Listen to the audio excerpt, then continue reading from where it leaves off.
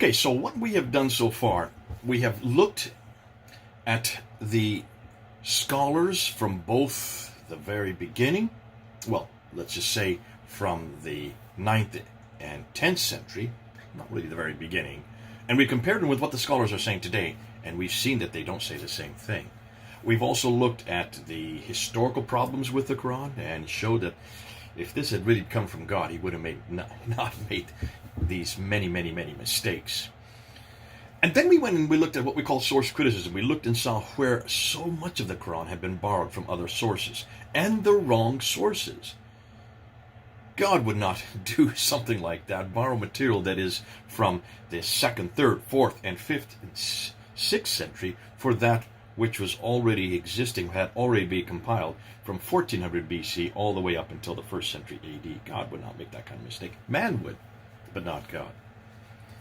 Now we're getting into some of the more juicy material, and this now goes into what has been happening in the last month, or a little over a month, and we're going to now move into the actual compilations of the Quran. What does history tell us, and what does the tradition tell us? So the traditions, we're going to start with them because we have to go, that's the only thing that Muslims know. That's the only thing you ever heard. That's the only thing that's ever been taught anywhere, on any school, on any campus, whether it's an undergraduate, postgraduate, you name it. There's only ever been one narrative concerning how the Quran was compiled. And that's in the traditions, the 9th and 10th century traditions. That's all that we are dependent on. But then we're going to go back to here. So let's go ahead and unpack that, and let's go and see what we're talking. And let's get back to this lecture, and then carry it on from there. Okay, so back to the lecture. Now, to understand how the Quran was put together, you need to go to the Hadith, and you need to go specifically to Al-Bukhari. Al-Bukhari is the one that recounts it the best. And when you go to Al-Bukhari, you need to go to volume 6, Hadith number 509 and 510. There's 509 up on the screen there. You can see it in the Arabic on the right, and you can see the English translation. It's too long. I'm not going to read the whole thing. Let me just summarize what it says. According to what Al-Bukhari says. Now remember, Al-Bukhari is writing in 870. So this is the late 9th century, writing for that which has happened in 632 to 634. So, wait, hold on. What did I just say? Al-Bukhari is writing in the late 9th century for that which is happening in 632 to 634. Did you pick that up? See, this is where people aren't looking at it. This is what people haven't really paid attention to, and so I want to spend some time really showing you what I mean. I'm going to put a graph up here. Let's take a look and put this graph up here. All right, now look at this graph. Here you see it's Sahih al-Bukhari. So this is the Bukhari we're talking to. This is the guy that everybody's going to. Take a look where his date on the right of this graph is. He dies in 870, so we can assume that he did his compilations in the last 20 years of his life, between 850 and 870, so to speak. Now, take a look at the left side of the graph, and there you can see where Muhammad dies. This is what the traditions tell us, 632, and where most everybody believes the Quran was compiled, 652. So everything we know about Muhammad's death, about everything that happened during his life, what happened between Mecca and Medina and all the rest, and everything we know about when the Quran was compiled, everything that I'm talking about in this lecture is concerning the first compilation and the second compilation, 632 and 652, where the Quran was finally compiled with Uthman, does not get written there where you see those two arrows are on the left. Not at all, nor in the next century. Can you see the problem? It's not till the next century, the 9th century, the 800s, that we first get the biography doesn't get written until about 830, but this material that's talking about the Quran, which we're dealing with in these lectures, does not get written down to 850 to 870. That's 218 to 238 years too late. Roughly around 220 to 240 years, 220 to 240 years after the fact. Now, that's why you need to look at a graph. Get that in your mind. See that and blaze it in your mind, because everything I'm going to be telling you, everything that Muslims are going to be telling you, comes from that period on the right, for that which is happening in that period on the left.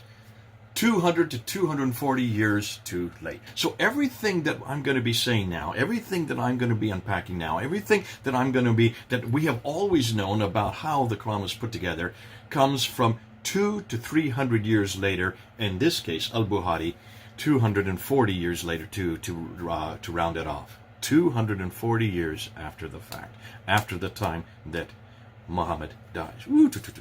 Okay, let's go back to the lecture. So he's writing about what is happening immediately after Muhammad dies. Muhammad dies in 632. The Quran had not yet been written down. And so Abu Bakr, who is the caliph, along with Umar, who will be the eventual caliph, the two of them have a crisis on their hands. Because many of those who went to the battle in Yamama were killed, and many of those who were killed had memorized the Quran. So they were losing those who had memorized the Quran. And they needed to do something about it, to preserve the Quran. So they call Zayd ibn Thabit. Now, Zayd ibn Thabit is the secretary of Muhammad. They call him in to write the Quran. And he says, no, I can't do something that the Prophet had not done. Okay, need to stop there because I need to give you some background material. Let's go and put this, let's go and put exactly what we're talking about. Let's put it up on the screen. So here you go, on the screen. Now, notice, this is al-Bukhari, this is Sahih Bukhari, volume 6, book 61, hadith number 509. Look at the top there. You'll notice I've got underlined in green that is the reference that you need to go to find what we're referring to from the USC-MSA web. That is the old way of looking at al-Bukhari. Today now, you can't find this anymore. In fact, I had to really scour the internet to find this reference, because this is the reference we've been using. This is what I used when I was in seminary. This is what I used when I was at SOAS there in the University of London back in the 1990s. But now, you have to go to Dar al-Salam. You see that at the top there, the one above it in green. That reference, and their reference for the same passage there in al-Bukhari is Hadith 4986, book 66, Hadith 8. Completely different categories, completely different numbers. I'm sorry, it's nothing, I can't do anything about that. This has nothing to do with me. This has to do with Muslims today. They have decided to throw away the old reference system called USC-MSA web reference and introduce an entirely new one in just the last 10 or 15 years. So bear with us, bear with us. I have this problem all the time. Muslims are always coming to me and saying, you don't know what you're talking about, you're making this up, this has nothing to do with al-Bukhari, and they are always getting on my back for it, because they can't find it. What's more, there's a whole nother set of al-Bukhari now that's out there that are called the summary or the abridged version, which only has bits and parts of al-Bukhari that are sanitized, only the ones they want you to see. They usually don't have this part. They don't have anything about Muhammad's sexual proclivities. They don't have anything about Muhammad's violence. That has all been taken out, and all you see now is just the abridged version. This is the politically correct version that Muslims are want you to see, and this is the only ones that they know about. And so when you come up with these references, they think we've just put it together. They think we're just making it up. I know David Wood has this problem all the time, because he's always putting material like this on screen, and Muslims are screaming and howling and yelling, "You made it up! This is not true! It doesn't exist!" Well, it does exist. It's right there, and that's why I use the USC MSA, because this is what I've always grown up with. So when I put these up there, I'll put both of them so you can see both of them, just to show you that I'm not making this up. Why would I waste my time making something like this up? So here we are. This is Volume 6, Book 61, Hadith number 509, and that's what I've said in the lecture. When you look at the part that's underlined in red, this is narrated by Zayd ibn Thabit. As I said, he is the secretary of Muhammad, all right? And he is the one that's now being called into Abu Bakr's presence, who is the caliph at that time. We're now between 632 and 634. And there has been a big battle of Yamama. Casualties, as I haven't read there, were heavy among the Qur'an. These are the ones who had memorized it, those who knew the Quran by heart. On the day of the Battle of Yamama, and I'm afraid, Abu Bakr says, that more casualties will take place among the Qur'an in the battlefield, whereby a large part of the Quran may be lost. Therefore, order that the Quran be collected. This is actually, let me back up. This is one of the problems that I've always come up with, because Muslims always come back to me and says, who cares? We don't really care about whether or not it was written down or not. It could be memorized. It was always memorized, and that's all you need was memorization. Well, this should underline that this is a problem right here. If you don't get what's going on here, the fact that this was such a crisis, there in 632 to 634, that we know that the Battle of Yamama, only 70 people were killed. So if 70 people dying caused this much of a crisis, that they had to come together and have it written down, that should tell you something right there, okay? That should tell you something right there. Okay, let's get back to the lecture. So they say, nonetheless, it's a good thing to do. So he decides to go ahead and do that, and he collects it from palm leaves and white stones and from men's memory. And then one verse, chapter 9, verse 128 to 29, he found with only one man named Abi Kuzaima al-Ansari. So this is known as the first recension. This is the first copy, the first canon of the Quran, written somewhere between 632 and 634, okay? Are you following that? This is Quran number 1. Okay, let's go put this back up on the screen again so you can see what we're talking about. Now we've come to the next set of red underlines. Now take a look at this. How can you do something which Allah's apostle did not do? This is Zayd ibn Thabit responding to Umar and to Abu Bakr, proving that this had not been done this had not been written down while Muhammad was living. That should show you that pretty clearly. And I know Muslims always come up to me and say, no, it was written down long before Abu Bakr. It was written down while Muhammad was still living. No, it wasn't. No, it wasn't. According to your own traditions. And remember, you're going to your own traditions back in the 9th century. That's all you have to go on. You don't have anything outside of what we're seeing right here. And here, it's obvious to me that that the Quran had not been written down while Muhammad was still living. So, it comes in, he says, Abu Bakr says, he chose Zayd ibn Thabit because you used to write the divine inspiration for Allah's messenger. So you are his secretary. You're the one that's supposed to do that. You are the one that's best suited to do this, is what he's saying. You should search for the fragmentary scripts of the Quran and collect it in one book. He then responds and says, how will you do something which Allah's messenger did not do? He repeats it a second time. That's how serious he's taking it. He's taking this very seriously. Why are you asking me? During the time of the Prophet, he never did this. We never did this. I'm his secretary, but we never did this. In other words, he finally relented, so he started looking for the Quran and collecting it from what was written. That means palm stalks and white stones, and also from men who knew it best by heart. That means men who had memorized it, the Qur'an that it talks about. And then the completed copy, the completed manuscript of the Quran, remained first with Abu Bakr, so he gave it to Abu Bakr. When Abu Bakr died, that then went to Umar, the second caliph, and then when he died, or he was killed actually, then it was given to Hafsa, his daughter, who was also the wife, of Muhammad, who was also the wife of Muhammad. And as I said there on stage, according to tradition, not these ones here, but other traditions, she then kept it under her bed for 20 years. Okay, back then to the lecture. According to tradition, not according to Al-Bukhari, that Quran then is given to Hafsa, one of the wives of Muhammad, and she puts it under her bed and leaves it there. Roughly 20 years later, then we get to volume 6, hadith number 510, the very next page.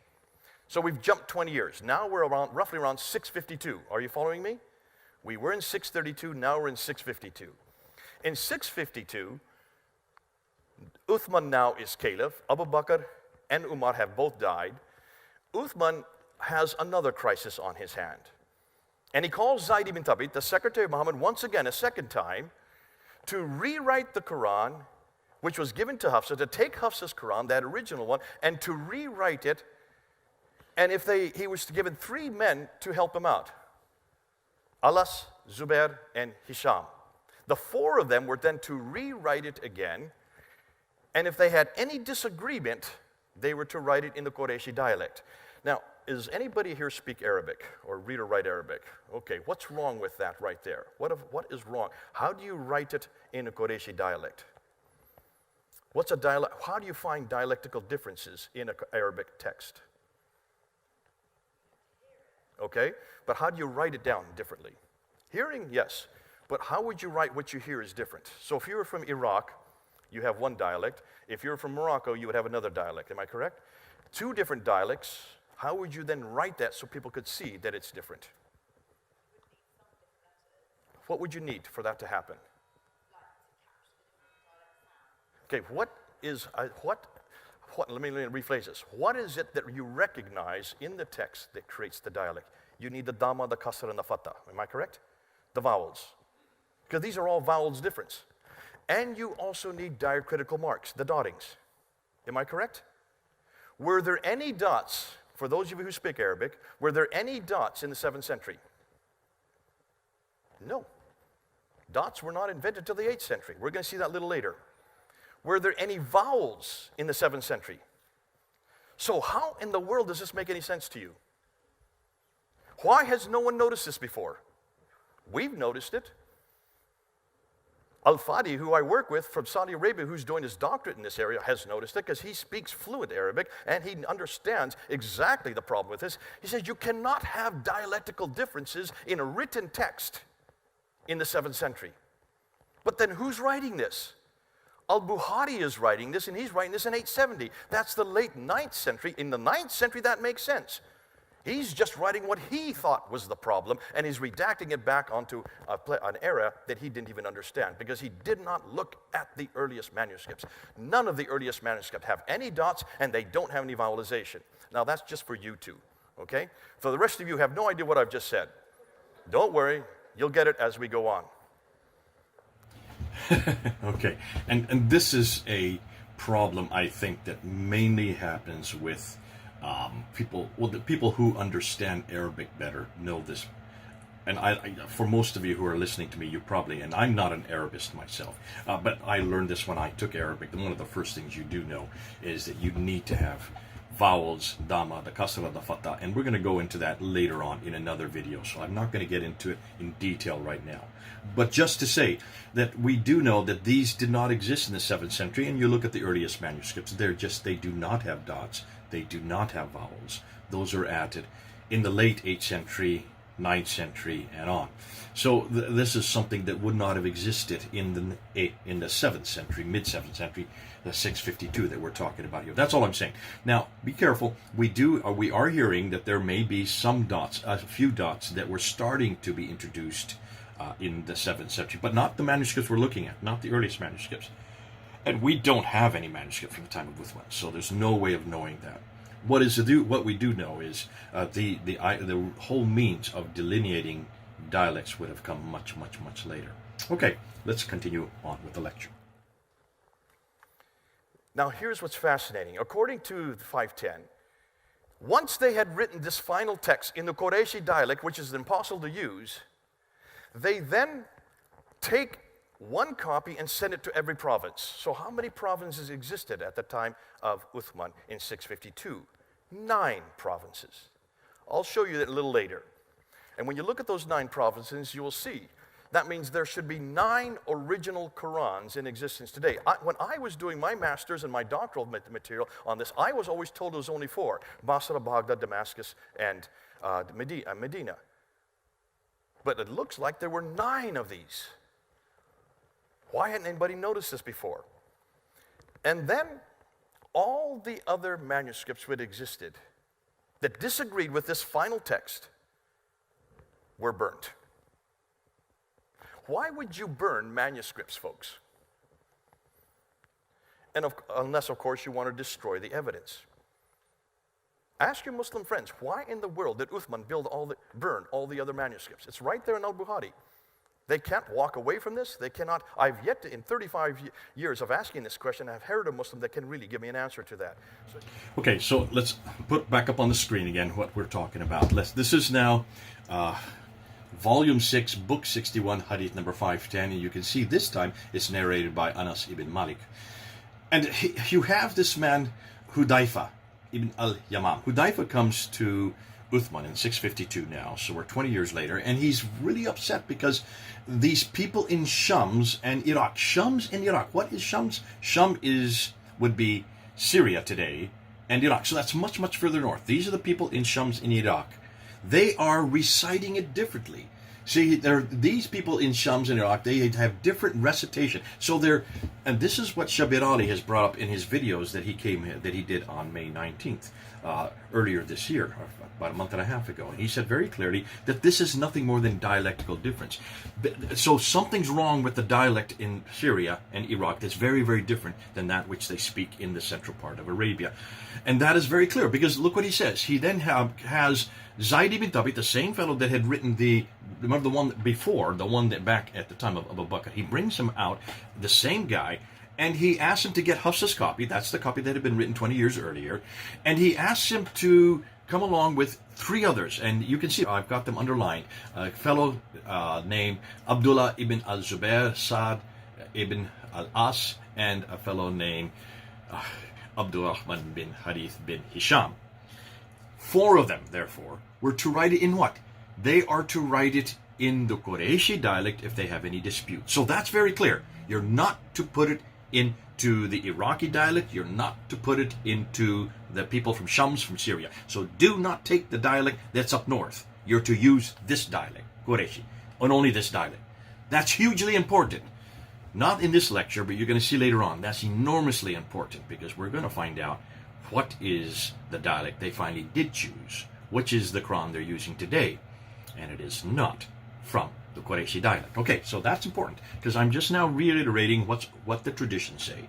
So once he does that, and Zayd ibn Thabit along with these 3 friends then do that, he then gives it to Uthman, and then Uthman sends it out to these different provinces. Now, traditionally speaking, most people think it's just 4 cities.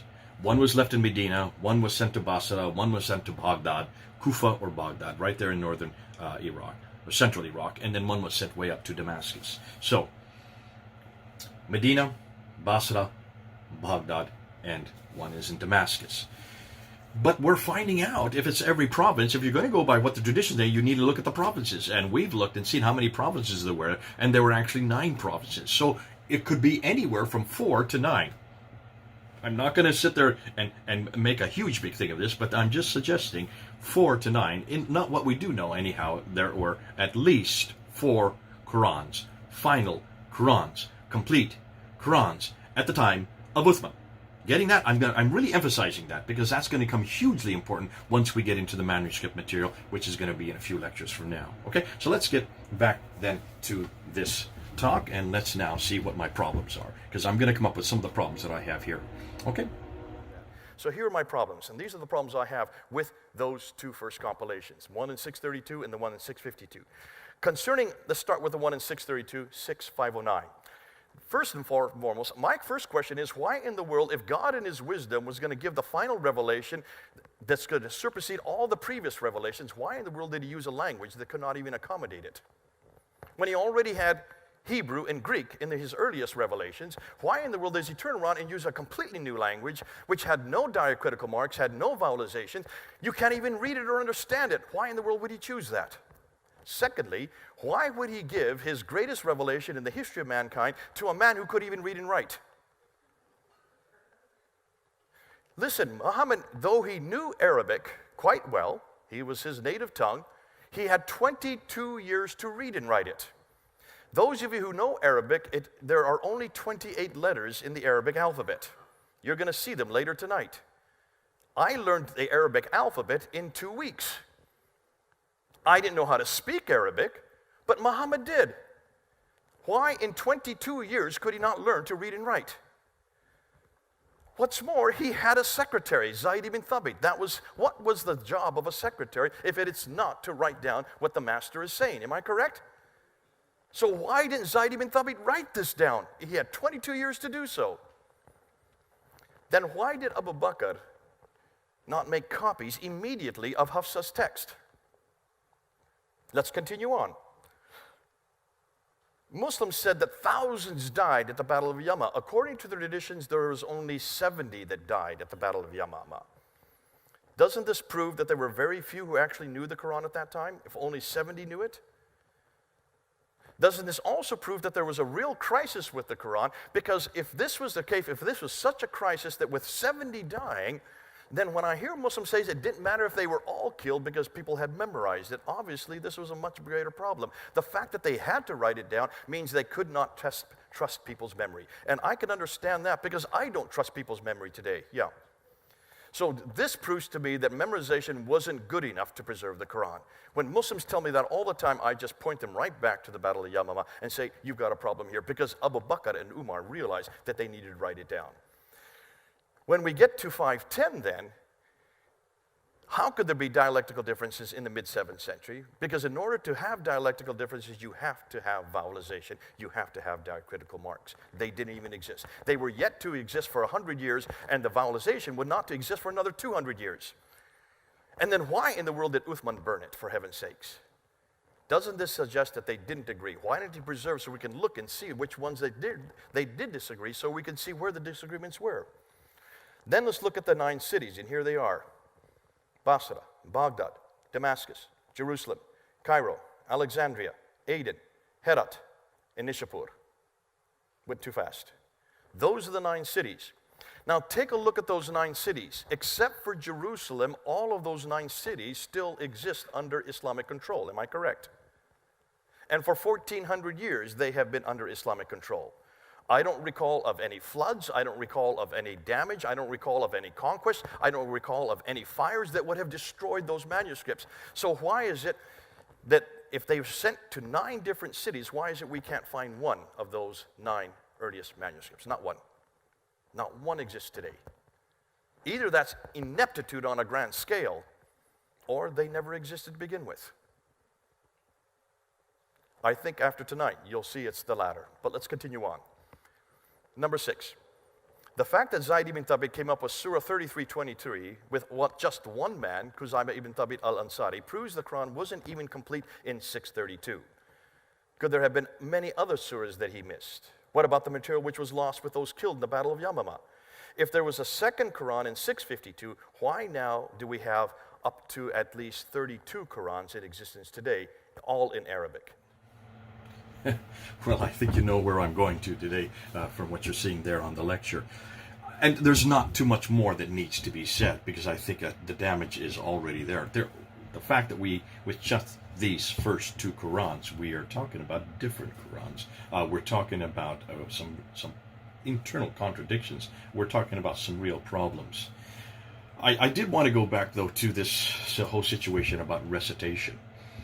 If recitation was that good, as I'm hearing Muslims say all the time, and memorization was that great, as they are saying even today, people can memorize the entire Quran. Understood. The reason you can memorize the entire Quran is because you have something to memorize. You have a text in front of you. You don't just memorize what other people say. Because depending on who's saying what, you can get many different versions. We know that with Chinese whisper. Sorry for anybody who's Chinese, but that what you do in birthday party, you can start saying something in some person's ear, and they say to another person, they say to another person. By the time it gets to 15 people later, it's a completely different thing than what you started with. If that can happen within a period of 15 minutes with 15 different people, you can then understand what would happen over a period of 200 years of memorization. So there is a difficulty here. There is a real difficulty here with the problem of memorization. More than that, if memorization was that great, then why did they even need to write it down? Why was this crisis in the very beginning? And secondly, if memorization was that great, then what's the purpose of burning manuscripts? More than that, burning manuscripts are a material thing. Burning manuscripts means these were actually written down. My good friend Shabir Ali always goes on and saying that the whole difficulty why they even have to write a final recension from that which is the beginning is because there were so many different recitations, all coming from the north, all coming from Shams and Iraq. Recitations are coming out of the mouth. Then if there's all these different recitations, why are you burning manuscripts? You do not burn people's tongues. You do not burn their mouths. You can't burn recitations. Obviously, those recitations had to have been written down, evidently.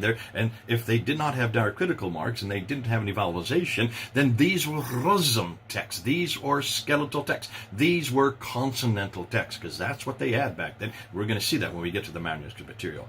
These were consonantal texts that were appearing differently than what was given to Hafsa, than what was existing back there in 632. In 652, 20 years later, it looked like there were many different Qur'ans that did not agree.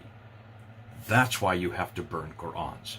You dispel and you eradicate the evidence. Dear. Remember, just one other thing before I go on. I did talk about the fact, why is it Muhammad could not have memorized this, because, Arabic only has 28 letters. I stopped to think, they didn't have 28 letters. If you don't, 28 letters is with all the diacritical marks in place. If you look at the consonantal texts, they really only had, and what I've been told, and this is something that has been told me by other Arab experts, that in the 7th century they only had 16 letters. With the addition of the diacritical marks, then you get the other 12 that come afterwards to make it 28. So you can see, if this is the case, then he even had less letters. He had less and an easier time to have learned how to read and write. Nonetheless, all of these come together to show us that there were some real problems at the very beginning, and these are things that Muslims have not taken into consideration. We are, and we're asking these questions, and these are legitimate questions. They didn't even have a complete first Quran, because you can see twice in both places, in both of these renditions, both of Abu Bakr and Uthman, Zayd ibn Thabit found one reference that he didn't find with anybody else except with one man. And then when he gets to the time of Uthman, he still finds another one that he hadn't heard about. Well, what about all those who had died? Did they also die with other verses, with other surahs in their heads at the Battle of Yamal? So, it just gets better and better. We're starting to get into the juicy material now. We're starting to get into much more damaging material on the historical problems with the Quran. God be with you. It's been good having this time. Now we'll continue on. We'll start going into some of the most exciting, and this is coming up to that which we've been talking about in this last month, and that is the diacritical variants. Okay, until then, this is Jathan. Over and out.